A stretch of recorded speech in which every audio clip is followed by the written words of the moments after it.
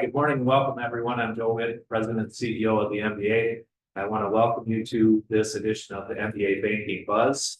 I have a special guest with me today. Mr. Roy Terwilliger is going to be my guest on the show. Thank you to all of you for joining into this program. And thank you, Roy, for agreeing to visit with me today. Very glad to appreciate it. I wanted to give you an update on a couple things before I jump into my interview with Roy. A couple things that we covered on earlier editions of MBA Banking Buzz.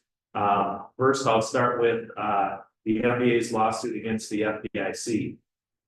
As you remember, the MBA sued the FDIC over its representment rule.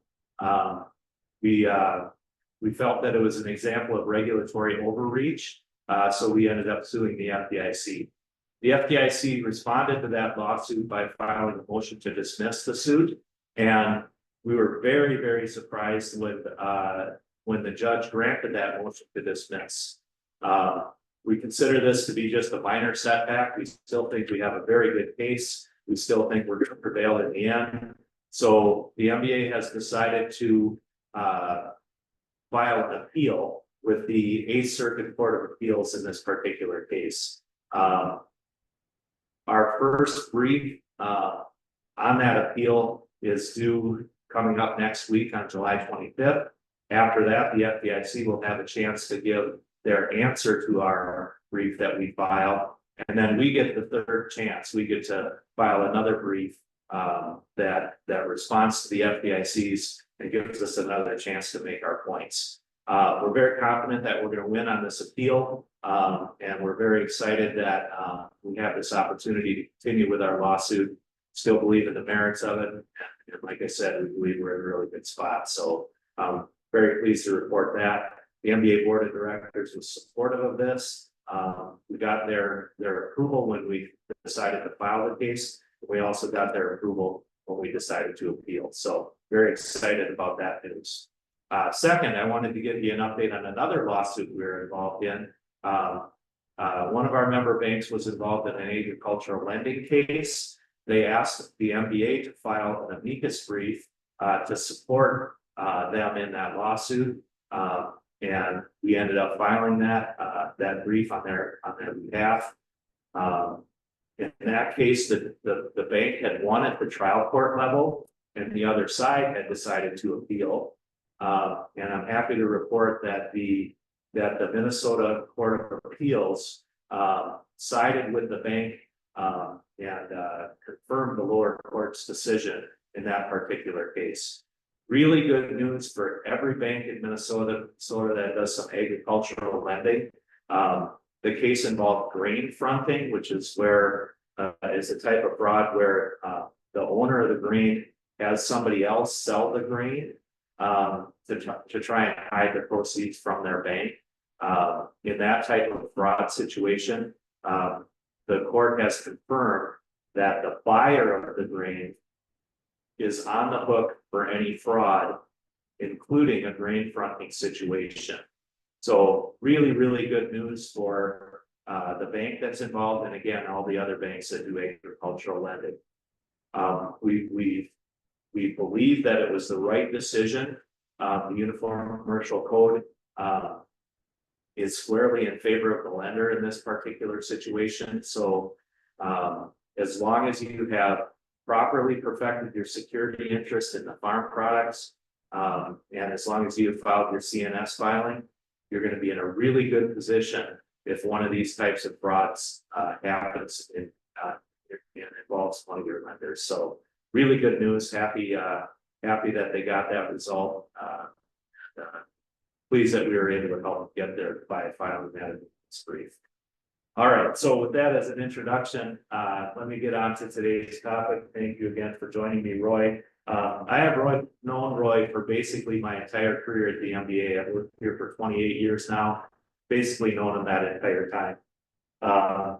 When I became CEO 21 years ago, I started a pretty aggressive bank visit program.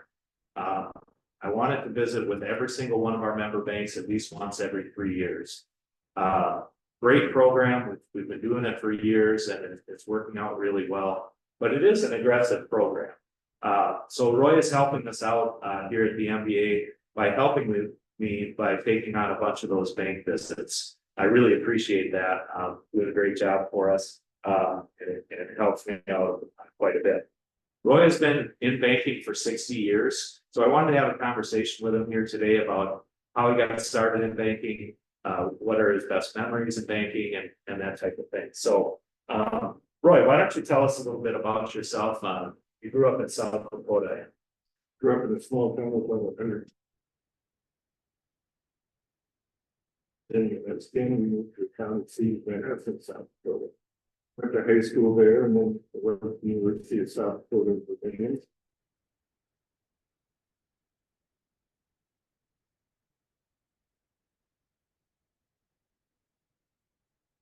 Well, all that school is obviously good for you. And I understand that when you went to SDU, you were on a Army ROTC scholarship. Well, I actually was on an athletic and academic scholarship. That's 2 years. I was on that. I was an advanced ROTC.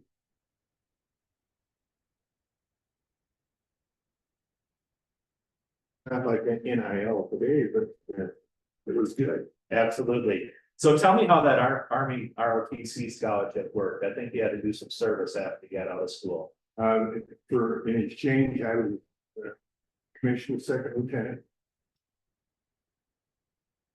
Deemed to do 2 years of active duty and 6 years of reserve duty.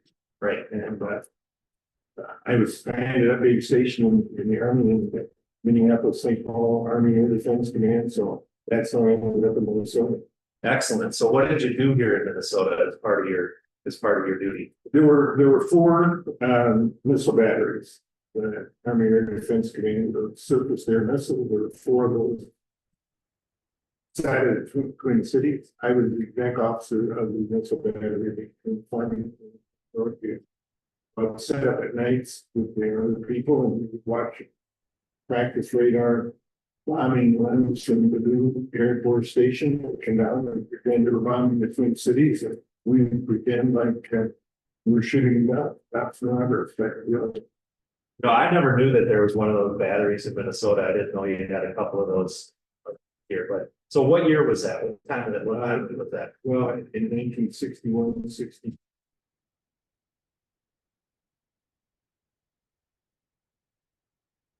Okay. It was a great assignment. I could have been in Korea. I could have been Greenland.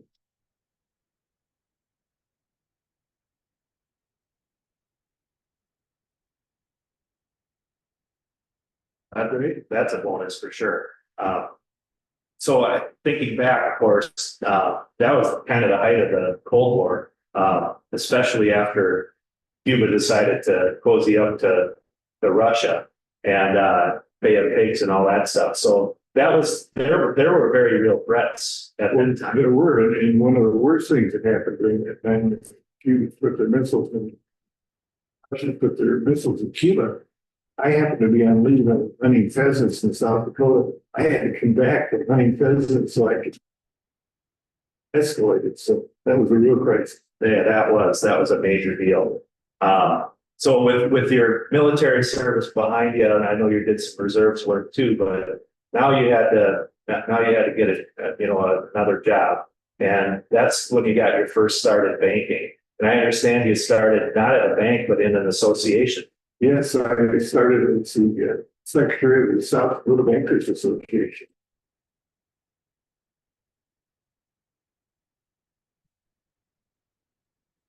A business school and a master's in public administration. I love working in the association role. So how long did you work in South Dakota then? I was there for 3 years. Then ABA made me an offer to come to New York, which is where ABA was located that night, and set up a program of calling on state bank associations, working between ABA and the state association.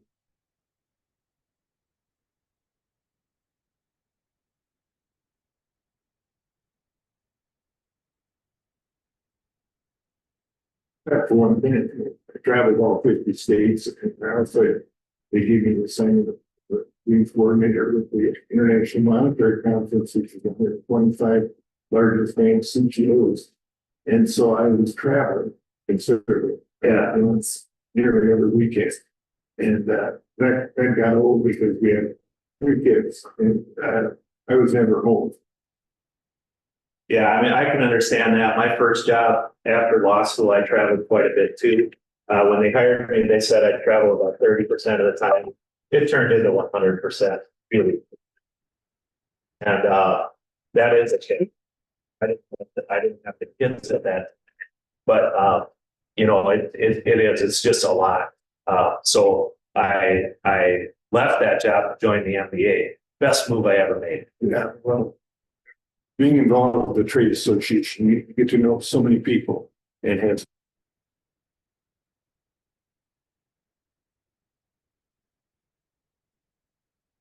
worked closely with Minnesota Bankers Association, and then Absolutely. tremendous. Yeah. Tremendous opportunity. Well, they are a great job, but again, if the travel gets you, you got to make a change. So when you came to that conclusion that the travel was going to be the end of that ABA job, I had to find something else. So what did you do next? Well, I had, of course, the friends here in Minnesota and in South Dakota. Went back and start a bank or put together a group to buy a bank. And so I'd be home so my kid could see me and I could be at all the activities. And couldn't find a bank in South Dakota that was for sale in a town where we wanted to be involved with the Eden Prairie. There was no bank in Eden Prairie. And so the King Wales and Paul Lindholm, both banks here, correspondent banks in town, ended up telling me, why don't you come and start a bank in Eden Prairie, which I did. Organized the bank. Yeah. And I came here in 74. We got the bank open on March 2nd of 1976. Took a while to get all the things put together. Absolutely. It's a lot of work to start a bank. Now, certainly, with all the requirements and everything, but you know, even back then you had to do a lot of legwork to get that working. So Eden Prairie at that time, not the, you know, obviously it's a major suburb right now, but I imagine back in 74, 75, when you were doing this work, it was probably much smaller. If it didn't even have a bank, you know that it was a much smaller community. It was about 9,000 people. Today it's about 69,000 people. So yeah, it's growing considerably. Absolutely. And so much of Eden Prairie is made up of businesses and manufacturing plants and corporations and such. So it's even bigger than 61,000. So absolutely, it was a great opportunity. Absolutely, for sure. So how long were you involved with that bank? Then you started in 76. We opened in 1976, and in 1990, population requirements allowed other banks to start coming into Eden Prairie, branching in Eden Prairie. And so we had several banks coming in and wanting to acquire what was known as Suburban National Bank. Ended up First Bank System, now U.S. Bank, acquired us in 1990. And they took it over. It runs today in Eden Prairie, one of the offices of U.S. Bank. At that time, then I went out and put together some of their investors, and we started another company called Community Bank Group. And we eventually ended up with 9 offices outside of the 7-county metro areas, and we went into smaller communities surrounding the metro area. Right. Ended up in Henderson and Winstead and St. Peter and Jordan and Lincoln and Cleveland and yeah, we were. So it took me 210 miles. So I made all the trips around, and one day I talked to everybody. One day, 210 miles round trip. good practice for the job you're doing now, right? Well, so now you know you're owning banks, you're operating banks, and I can only imagine with your association background that you became active in your favorite state bankers association. I did. It was, and of course, I'd known a lot of the bankers before from the association days, and then while I was doing the work with Suburban Bank and the other banks, we set up a group of us who were in a peer group. From just talking to my good friends that were already bankers, Sure. they assist me a lot of times with just answering questions, helping me and working with us. So it was just a great experience. Absolutely. And so can you tell me a little bit about your specific involvement in the MBA? I know you've been pretty active here. Well, I counsel because of my association background. And I did that for several years, and I was on a couple other committees. And then in 1986, 87, I became I was MBA president, or now chair. Right. And for this, so I went through the chairs during those years, and that was a great experience as well. Yeah, and with one of the things the associations do, of course, is the GR function, and it's something that we take very seriously. And we've been able to get some good work done in St. Paul and also in Washington, D.C. As you look at what an association can do, you mentioned the peer networking, which is obviously important. But you must have been drawn a little bit toward the GR side as well. Well, very much so because of my background. And when you're in a community bank, like so many people in Minnesota, bankers they know everybody. I mean, they know the mayor, the city commission, the county commissioners, everybody. And so they're in a position to really have the pulse of the community, help the bank, put things in place, in perspective. If there's a fire in a town and some major business burns or there's some catastrophe, one of the first persons around the table is going to be the community. Right. They're going to be there with the other leading citizens, and so they make a huge contribution to the community development. So they sure do. That's absolutely right. Now, as you're running these banks, next chapter I wanted to talk about in your life is you became active politically yourself. You had an opportunity that was presented to you and you decided to jump at it. Tell me about how you first came to be a Minnesota state senator. Well, I was the treasurer for the local senator, Storm, and he was in that job for 12 years as far as his campaign treasurer. He was appointed by Governor Carlson, chair of the Public Utilities Commission. So they needed someone to step in a special election. They talked to me about that. A 5-way primary and did win. And then a year later ran for a regular term. And I ran 3 more times to the state senate. And I felt that was very gratifying as well, because while I didn't know everything about the government, I learned a lot, obviously, and I also was in some perspective, I thought, of banking into the discussions on various pieces of legislation. And so I was in there 12 years and had a wonderful experience. Politics were a little different then. They weren't nearly as extreme, if you want to call it that. We didn't have everybody really worked more together. I was a Republican. We were in a heavy minority, but we were able to work together with the DFL, and so I felt we were pretty successful. Yeah, that is, I would have to say, I was already working at the MBA when you were in the legislature. That is, to me, one of the biggest changes, or one of the biggest negative things that I've seen working here at the association is that change in the way politics operates. Not just the outcomes, but the rhetoric that goes along with it and everything. Back then, everybody seemed much more civil. The partisan divide wasn't as clear. And I think a lot of it is what you just said, Roy, that we've gone to the extremes so much. Whereas working across the aisle used to be a positive, now within the parties, it seems like it's almost a negative. If you work across the aisle, it's shown as weakness.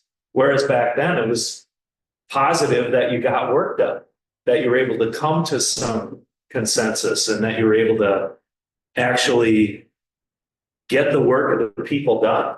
And that's frustrating when you're on this side of it, when you're trying to lobby and you're trying to get work done. But I imagine it would have also changed your experience that you had. Well, it did, and it would, I mean,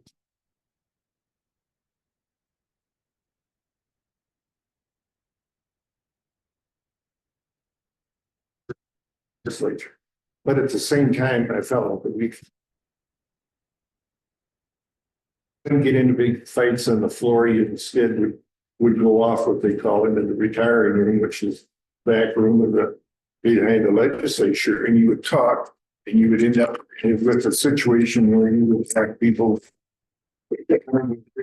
what they could accept and what they couldn't. Right. And so we really make things work. And I felt like it was a great relationship between the two. Right.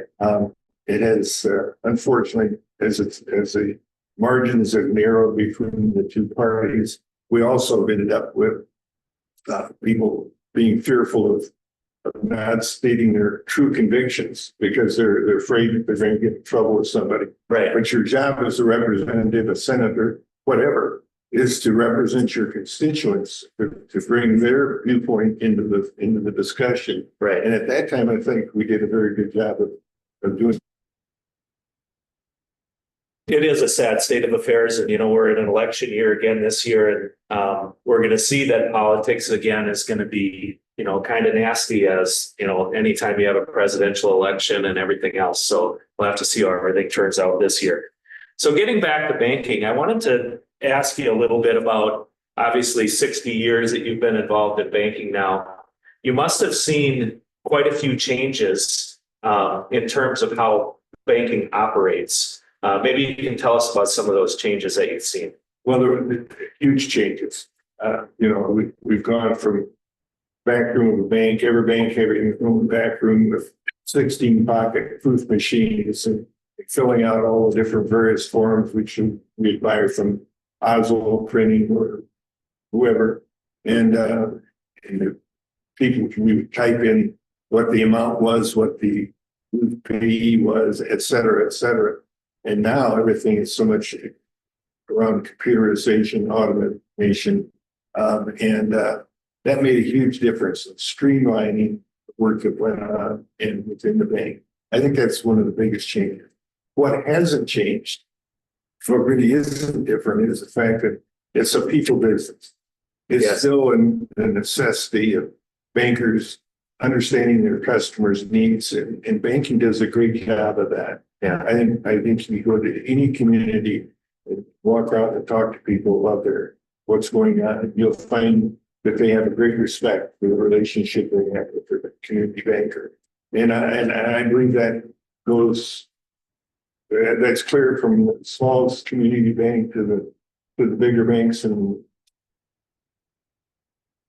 I'm thinking also that you look at what people can't forget the role that a banker plays in the community. So that hasn't changed, but just the operation of the bank has. absolutely. You touched on earlier some of the branching stuff too. In addition to that operational stuff, we've seen a situation where an individual bank could only have a couple of branches.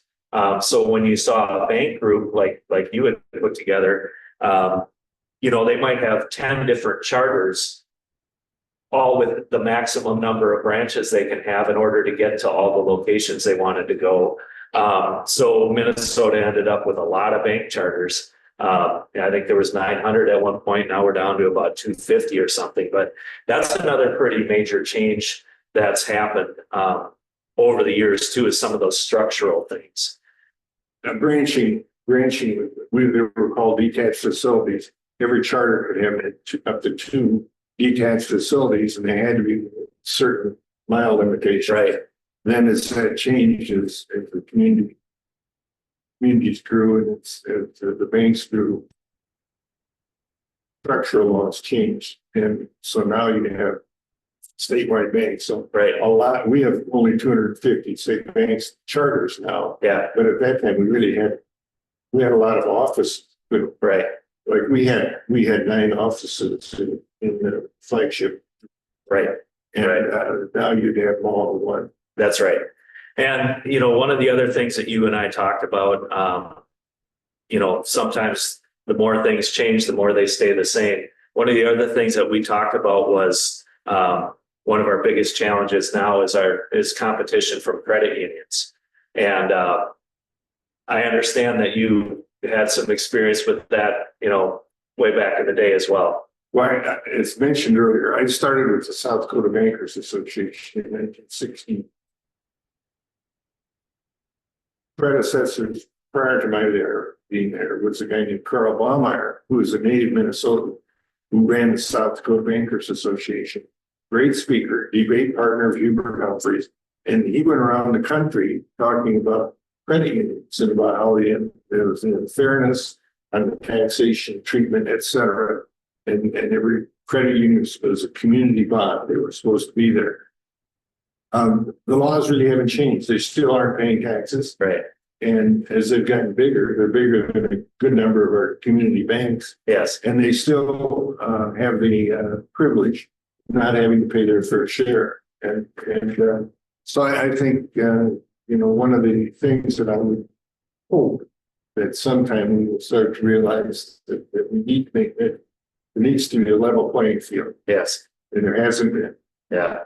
We've been working on that for years and years and years. And it came to a point about 10 years ago where we'd walk into somebody's office and the first thing they would say is, don't talk to me about credit unions. I don't even want to hear it. I know the issue. I just don't even want to bother with that. But that's changed somewhat. And I think there's been a couple things that have kind of changed that outlook. The first one is that there's now a credit union, Navy Federal, that is making more than $1 billion a year in profits. A single credit union that's making more revenue than all the Minnesota chartered banks combined. And so I think they're going to have to start to take notice of stuff like that. Second thing is credit unions buying banks. I think that's really changed the dynamic of that particular issue, even though the people in the association world have been talking about it since the 1950s. I think we're finally seeing some movement on that. So it's interesting. Well, that's good news, because when you go into Washington, if you go in on a legislative trip and walk around the Capitol building, there's an office of the Capitol Credit Union right there. So the staff and the people that work in the Capitol do their business at a credit union, and so they're just perfectly happy. Yeah. They think that they don't realize the difference. Exactly. The other one that bothers me a lot is the FDIC employees have an FDIC credit union. That one blows me away that the upper tier people running the FDIC think it's acceptable for their employees to have a credit union. Well, like you said, I think people are finally realizing this disparity that's exists for 57 years. It's taken a long time, but finally, I think that people are starting to realize it. Well, let's sure hope so. Well, listen, I see we're up against our appointed hour. Thank you, everybody, for joining us on today's program. We really appreciate it. And Roy, I want to thank you again for joining me today. I really enjoyed our conversation and really appreciate it. Thanks a lot, Joe. It's been a pleasure. All right, excellent. Everybody have a great day. Thanks again for